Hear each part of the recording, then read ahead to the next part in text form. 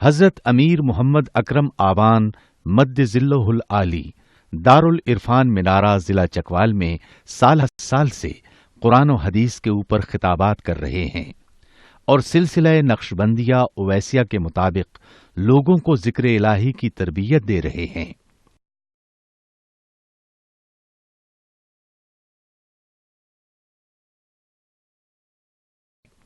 وہ قرآن پاک کی تفسیر ترتیب وار بیان کر رہے ہیں۔ تفسیر قرآن کو وہ موجودہ ملکی اور بین الاقوامی حالات کے مطابق بیان کرتے ہیں۔ موٹر وے سے کلر کہار کے انٹرچینج سے نکلتے ہوئے کلر کہار کی جھیل سے ہوتے ہوئے میانی، بوچھال اور نور پور سے گزرتے ہوئے دارالعرفان منارہ پہنچ سکتے ہیں۔ حضرت امیر محمد اکرم آوان نے بچیوں اور بچوں کی دینی اور دنیاوی تعلیم کے لیے سقارہ اکیڈمی کے نام سے ایک درسگاہ بھی قائم کی ہے۔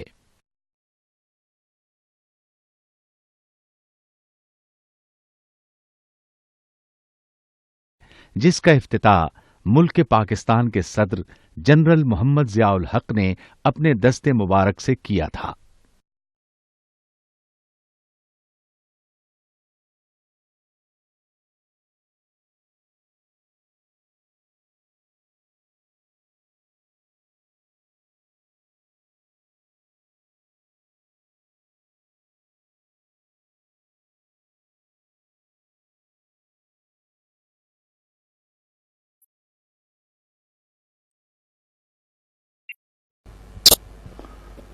الحمد للہ رب العالمین والصلاة والسلام علی حبیبہ محمد وآلہ وصحبہ اجمعین۔ اعوذ باللہ من الشیطان الرجیم، بسم اللہ الرحمن الرحیم۔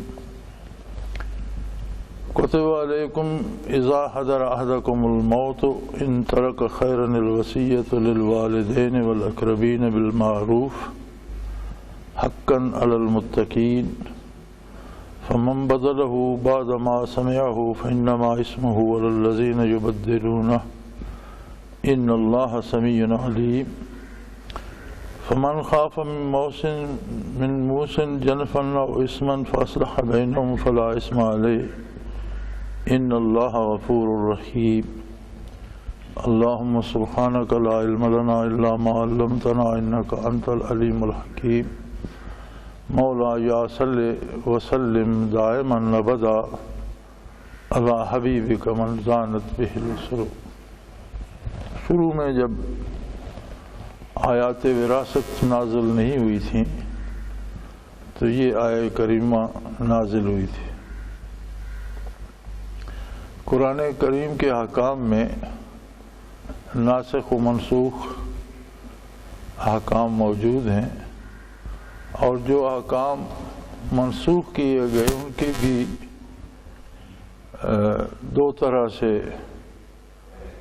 پائے جاتے ہیں۔ ایک تو وہ ہیں کہ حکم منسوخ کر دیا گیا لیکن تلاوت آیت باقی ہے، اور کچھ احکام ایسے ہیں کہ آیات کی تلاوت منسوخ کر دی گئی لیکن حکم باقی رکھا۔ تو یہ آیہ کریمہ ان آیات میں سے ہے جن کا حکم منسوخ ہو گیا لیکن آیت باقی ہے۔ حکم یہ تھا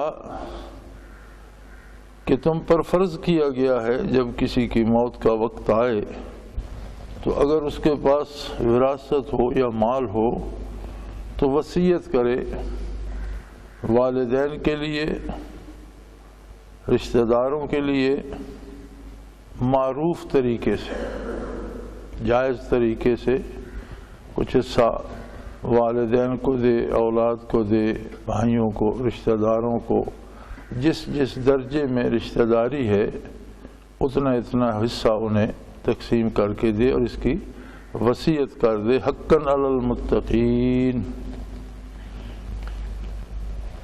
اللہ کے بندوں کے لیے یہ ضروری ہے۔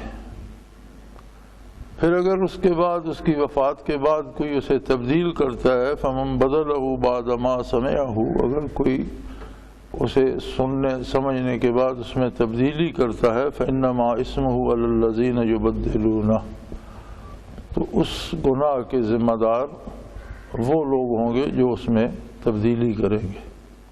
ان اللہ سمیع علیم، اللہ سننے والا بھی ہے اور جاننے والا بھی ہے۔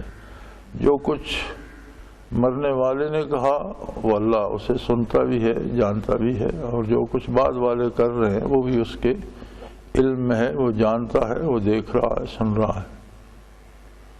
ہاں، اگر وصیت کرنے والے سے کسی کو یہ ڈر ہو کہ اس نے جو وصیت کی ہے وہ اس میں غلطی ہے یا اس نے طرفداری سے کام لیا ہے اور یہ تو گناہ ہوگا، جرم کا ارتکاب ہوگا، فَأَصْلَحَ بَيْنَهُمْ، تو وہ ان وارثوں میں اس کی اصلاح کر دے، تو وہ تبدیلی جو ہے وہ جائز ہے۔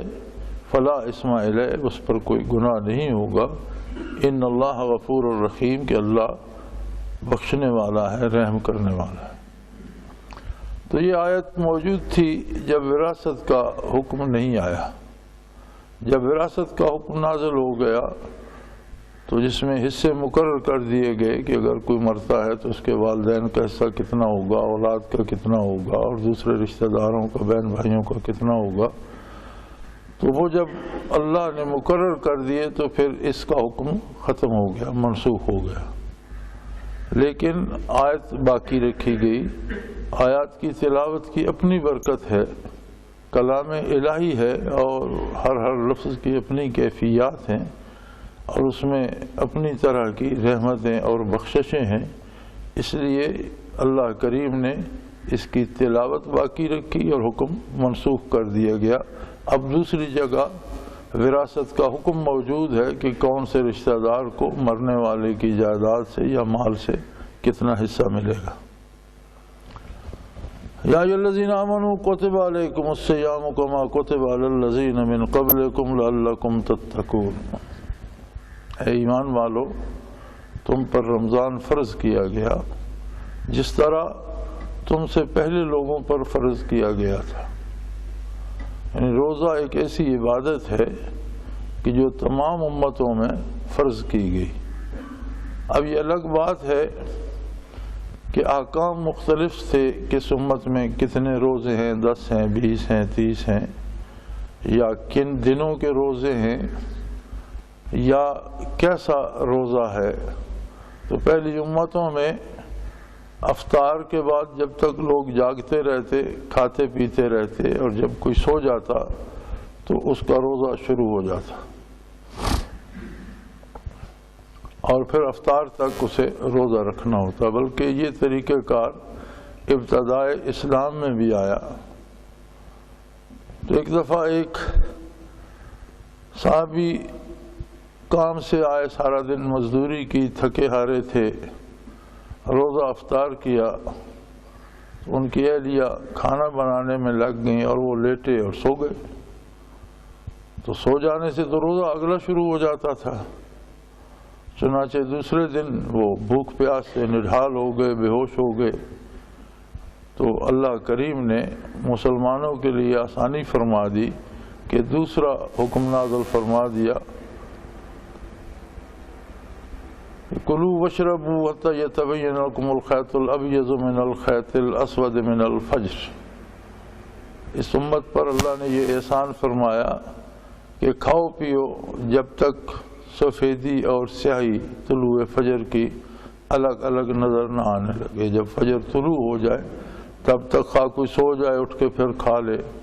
تو کھاؤ کلوا واشربوا حتی یتبین لکم الخیط الابیض من الخیط الاسود من الفجر۔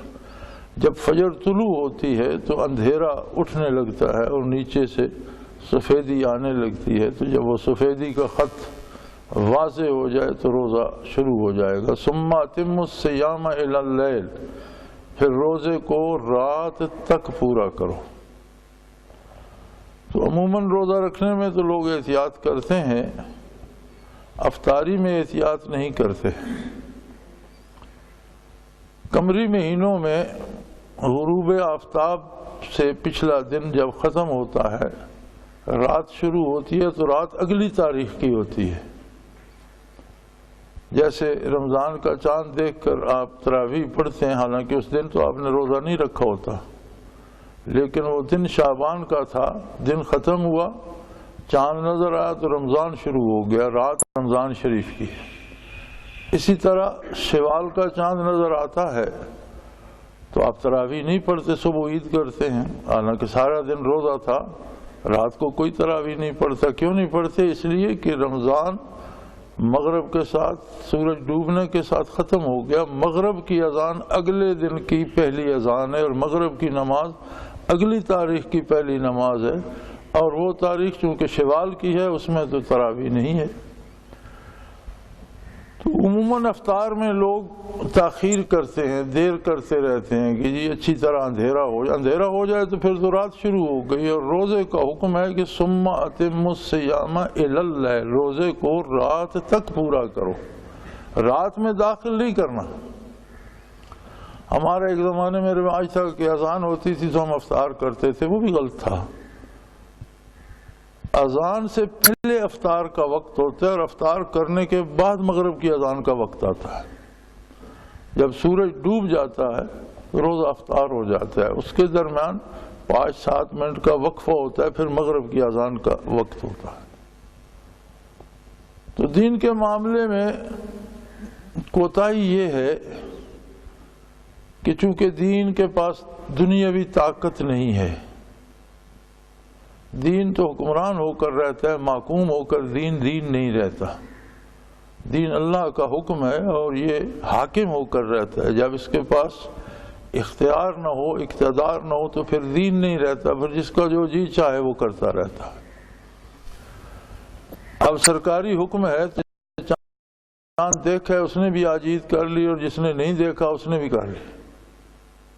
لیکن افطار پہ چونکہ کوئی سرکاری حکم نہیں ہوتا تو چھوٹے چھوٹے گاؤں میں بھی 5-5 دفعہ افطار ہوتا ہے۔ ایک مسجد کا مولوی کہتا ہے اب افطار کر دو، دوسرا 2 منٹ بعد کہتا ہے اب افطار کر دو، تیسرا 5 منٹ بعد کہتا ہے اب افطار کر دو، اور وہ افطار کی شرط انہوں نے اپنی اپنی گھڑیوں پہ لگائی ہوتی ہے۔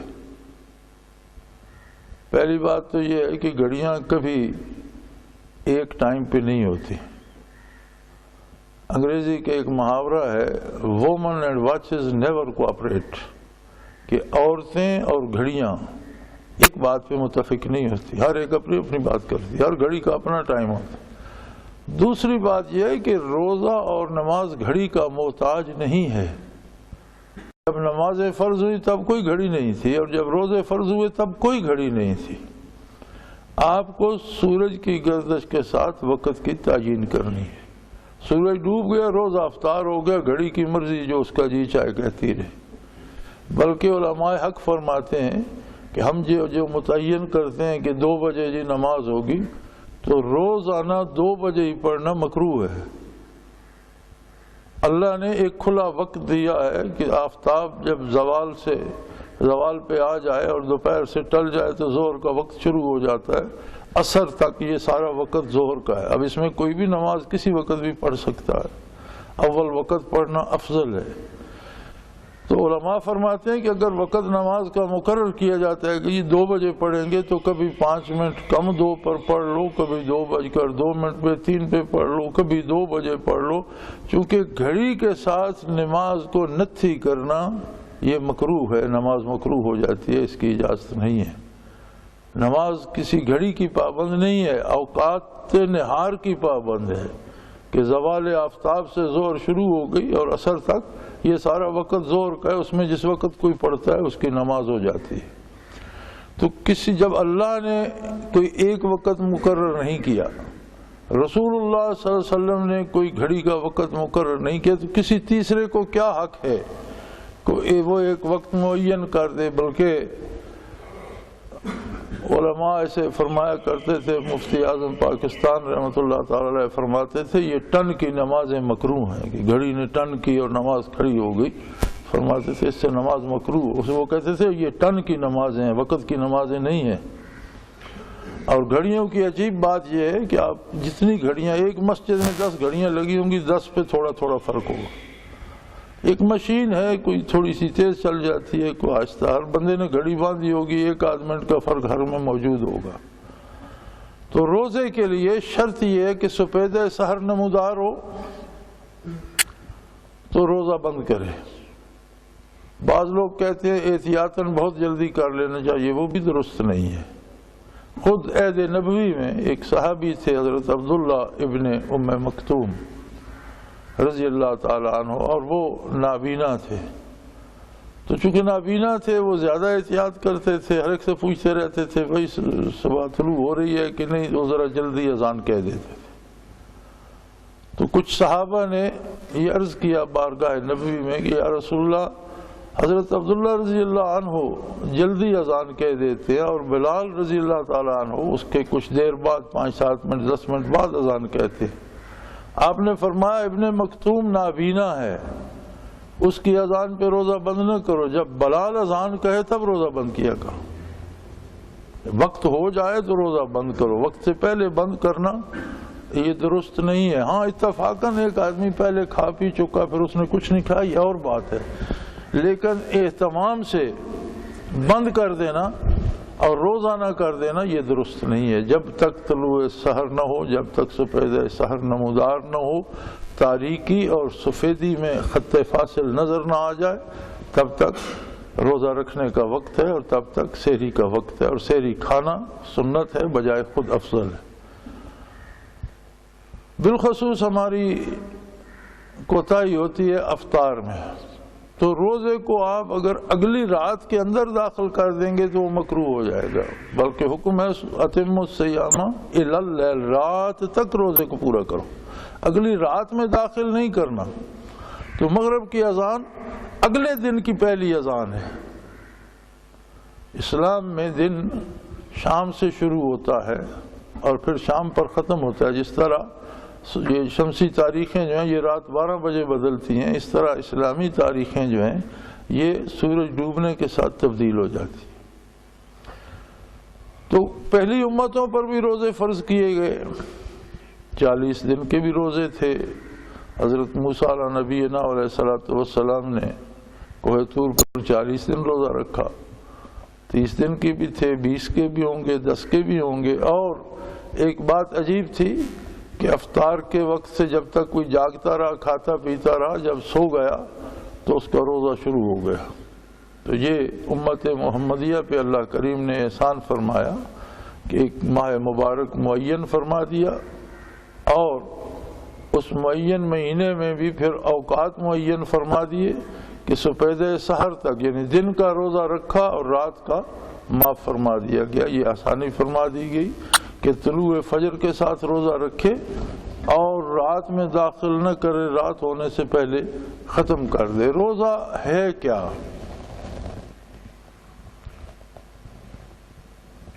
روزہ اطاعت الہی کا اور اللہ کے موجود ہونے پر یقین کا ایک نمونہ ہے، سمبل ہے۔ جس طرح عام زندگی میں اللہ پاک نے حکم دیا ہے کہ ناجائز طریقے سے کما کر نہ کھاؤ، چوری کا نہ کھاؤ، زبردستی کا نہ کھاؤ، حرام چیز نہ کھاؤ، حلال چیز کھاؤ، اسی رب نے اس ایک مہینے میں ایک خاص وقت تک کے لیے حلال کھانے پینے سے بھی روک دیا۔ مقصد یہ ہے کہ ہر سال ایک مہینہ یہ کورس ہو جائے کہ وہ چیز کھانی ہے جو اللہ جس کی اجازت دے، اور جس کی اللہ اجازت نہ دے وہ نہیں کھانی۔ حرام نہیں کھانا، دوسرے کا مال نہیں کھانا، کسی کو لوٹنا نہیں ہے، رشوت نہیں لینی ہے، چوری نہیں کرنی ہے۔ یعنی اللہ کے ساتھ ہمارا ایسا تعلق ہے کہ جب وہ حلال سے روک دیتا ہے تو ہم حلال بھی نہیں کھاتے۔ تو جن چیزوں سے اس نے عمر بھر کے لیے روک دیا ہے، حرام کر دی ہیں، ان کے کھانے کا کیا مقصد؟ اسی طرح جن کاموں کے کرنے سے منع فرما دیا ہے انہیں کرنے کی کیا ضرورت؟ تو رمضان المبارک کی اپنی ایک اس مہینے کی ایک خاص برکت بھی ہوتی ہے۔ اب آپ دیکھتے ہیں کہ ایک عام آدمی جو پارسا نہیں ہے، خطا کار ہے، لیکن جب روزہ رکھ لیتا ہے تو اسے اللہ کے پاس ہونے کا یقین ہو جاتا ہے۔ اب گرمی ہے، دوپہر ہے، جنگل میں ہے، میں نے خود اپنی آنکھوں سے دیکھا، گرمیوں کا رمضان شریف تھا اور ایک چرواہا اپنی بھیڑیں لے کر تالاب پر آیا تو بھیڑیں پانی پر ٹوٹ پڑی، سخت گرمی تھی اور گرمی کے دن بھی بہت بڑے ہوتے ہیں۔ تو اس نے چادر کا صاحبان سا بنا کر سر پر رکھا ہوا تھا. میں سڑک سے گزر رہا تھا, وہ آدمی آیا, اس نے بھی ہاتھ منہ دھویا, وضو کرنے لگ گیا, اپنی نماز کی تیاری میں لگ گیا. اس نے پانی کا گھونٹ تو جنگل میں بھی نہیں پیا. کیوں نہیں پیا؟ اسے احساس ہے کہ میرا اللہ میرے ساتھ ہے, وہ دیکھ رہا, اور تو کوئی وہاں دیکھنے والا نہیں. ہم گھروں میں ہوتے ہیں, سخت گرمی ہوتی ہے, اندر لیٹے ہوتے ہیں, کوئی بندہ دیکھنے والا نہیں ہوتا, پانی ٹھنڈا فریج میں پڑا ہوتا ہے, گھڑے میں پڑا ہوتا ہے, کوئی بندہ ایک قطرہ پانی نہیں پیتا, پیاس برداشت کرتا ہے. کیوں؟ اسے یہ احساس ہوتا ہے رمضان شریف کی برکت سے کہ میرا اللہ دیکھ رہا ہے, میرے پاس میرا اللہ ہے اور میرا اللہ میری ہر حرکت.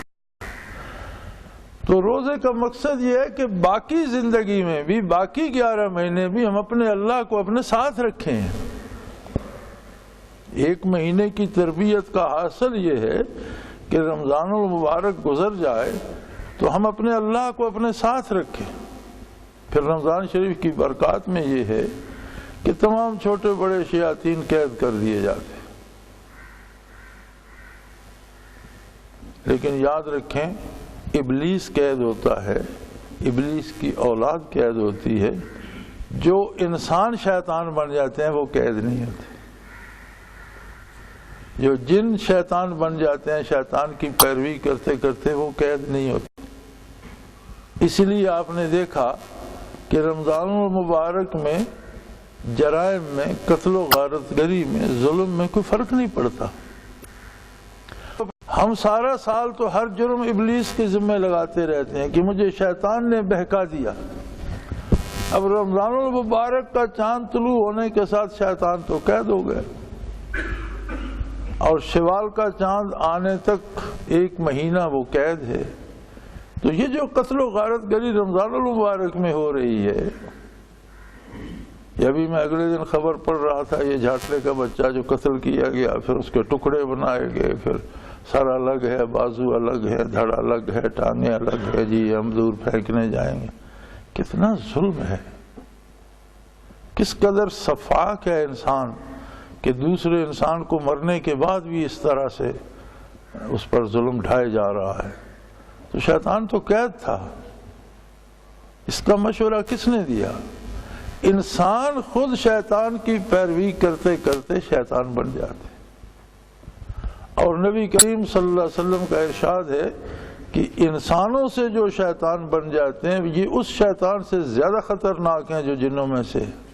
اس لیے کہ وہ صرف آپ کے دل میں خیال ڈال سکتا ہے. آپ تحفظ پڑھیں, اللہ اللہ کریں, ذکر کریں, اللہ کو یاد کریں تو خیال رفع ہو سکتا ہے. لیکن یہ آپ کے سامنے کام کرتے بھی ہیں اور آپ کو ہاتھ سے پکڑ کر لے جاتے ہیں کہ ایسا کرو. تو شیاطین الجن والانس, انسان بھی شیطان بن جاتے ہیں, جن بھی شیطان بن جاتے ہیں. اور آج کا انسان تو اللہ ماشاء اللہ جنہیں اللہ نے اپنی یاد کی توفیق دی ہے اور جو اللہ اور اللہ کے رسول کی اطاعت کرتے ہیں وہ بہت تھوڑے رہ گئے ہیں. اور اکثریت نسل انسانی نے شیطان کا روپ دھار لیا ہے. نہ کسی کی عزت محفوظ ہے, نہ کسی کی آبرو محفوظ ہے, نہ کسی کی جان محفوظ ہے, نہ مال محفوظ ہے, نہ آبرو محفوظ ہے. اور دنیا میں بے شمار حکومتیں ہیں, فوجیں ہیں, ریاستیں ہیں, عدالتیں بنی ہوئی ہیں, محکمے بنے ہوئے ہیں, انتظامیہ ہے, عدلیہ ہے, بڑی بڑی طاقتور حکومتیں ہیں. لیکن ہر حکومت میں ظلم بڑھتا جا رہا, انصاف کسی کو نہیں ملتا. اس کی وجہ یہی ہے کہ انسانوں نے شیطان کا روپ دھار لیا, انسان شیطان بن گئے. اور اس کا علاج کہ انسان شیطان نہ بنے, اللہ کریم نے رمضان المبارک تجویز فرمایا. اس مہینے میں شیاطین قید کر دیے جاتے ہیں, عبادات کا اجر کئی گنا بڑھا دیا جاتا ہے, اور رحمت الہی کے دروازے کھول دیے جاتے ہیں کہ ہے کوئی مانگنے والا جسے بخشا جائے. تو جسے اس ماہ مبارک کا روزہ نصیب ہو جائے یا قیام نصیب ہو جائے تو ایک روزہ یا ایک قیام زندگی بھر کے گناہوں کو معاف کرا دیتا. لیکن یہ یاد رکھیے جب گناہ معاف ہوتے ہیں تو ہمارے پاس کیا دلیل ہے کہ میرے گناہ معاف ہو گئے؟ اس کی مثال ایسی ہے جیسے کسی کو گہرا زخم لگا اور پھر وہ بھر جائے، تو زخم بھر بھی جائے تو جگہ زیادہ حساس ہو جاتی ہے، آپ وہاں انگلی رکھیں تو وہ محسوس کرتا ہے، درد ہوتا ہے۔ گناہ معاف ہو جائیں تو پھر گناہ کرنے سے ڈر لگتا ہے۔ گناہ کے معاف ہونے کی دلیل یہ ہے کہ اللہ کریم گناہ معاف فرما دے تو پھر گناہ کرنے سے بندے کو ڈر لگتا ہے۔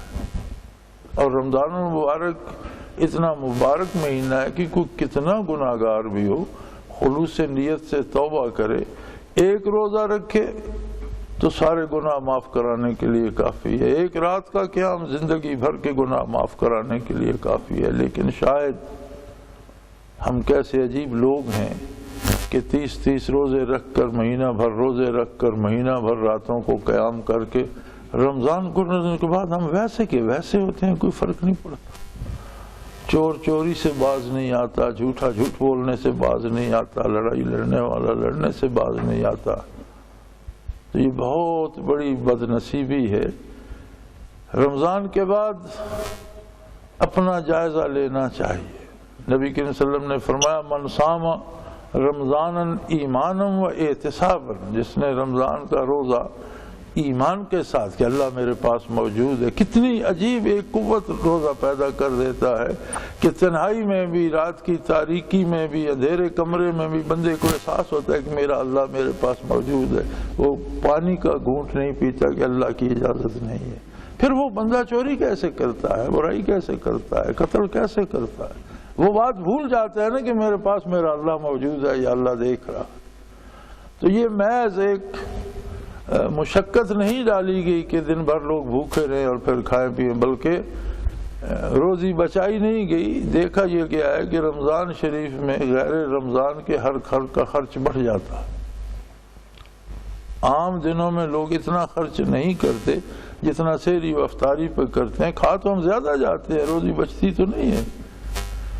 ہوتا یہ ہے کہ حضور حق نصیب ہوتا ہے کہ میرا اللہ میرے ساتھ ہے، میرے پاس موجود ہے، اور ایک لمحے کا حضور حق زندگی بھر کے گناہ معاف کرا جاتا ہے۔ اور جن کے معاف ہوتے ہیں انہیں ایک احساس عطا ہو جاتا ہے کہ انہیں پھر گناہ کرنے سے ڈر لگتا ہے، اللہ کی اطاعت میں آ جاتے ہیں۔ اور اس کا مقصد بھی یہ ہے لعلکم تتقون، تاکہ تم پرہیزگار بن جاؤ، تم نیک بن جاؤ، تمہیں اللہ کے قرب کا احساس ہو جائے۔ روزہ رکھنے کا مقصد بھی یہ ہے۔ اسی طرح زبان کا روزہ ہے کہ جھوٹ نہ بولے، بلکہ حضور اکرم صلی اللہ علیہ وسلم نے فرمایا کہ اگر تم روزے سے ہو اور کوئی تمہیں گالی دیتا ہے تو جواب میں گالی نہ دو، اسے کہو بھئی میں روزے سے ہوں۔ تم نے تو گالی دے لی لیکن میرا روزہ ہے، میں زبان کو آلودہ نہیں کرنا چاہتا۔ بری بات نہ کہو، برا سوچو نہیں، برائی کا ارتکاب نہ کرو، اور کم از کم اس ایک مہینے کی جو ایکسرسائز ہے اسے 11 مہینے تو چلاؤ، پھر رمضان المبارک نصیب ہو جائے گا۔ تو یہ مہینہ صرف روزوں کا نہیں، حقیقتاً یہ تبدیلی کا مہینہ ہے۔ یہ ایک بھٹی ہے جس میں جیسے سونے کو ڈالا جاتا ہے تو اس سے سارا کھوٹ نکل جاتا ہے اور وہ صاف ستھرا ہو جاتا ہے۔ بندہ مومن کے لیے یہ 30 دن، یہ ایک مہینہ ایک بھٹی ہے جس میں سے وہ کندن بن کے نکلتا ہے، اور اللہ کریم اس پہ استقامت دیں اور آئندہ نیکی کی توفیق پہ قائم رکھیں تو وہ اب بندہ اپنے روزے کے مقصد کو پا جاتا ہے۔ وآخر دعوانا ان الحمدللہ رب العالمین۔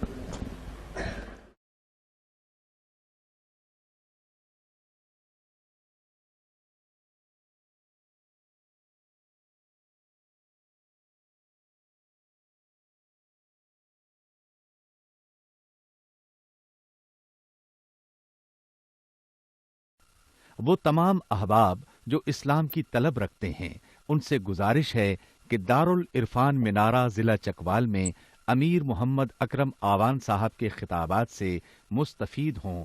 وہ ہر جمعے کو نماز سے پہلے بیان فرماتے ہیں۔ हर माह की पहली इतवार को माहाना इज्तिमा होता है जिसमें आप खुसूसी खिताब फरमाते हैं और पाकिस्तान के चारों सूबों से अहबाब इस इज्तिमा में शिरकत करते हैं।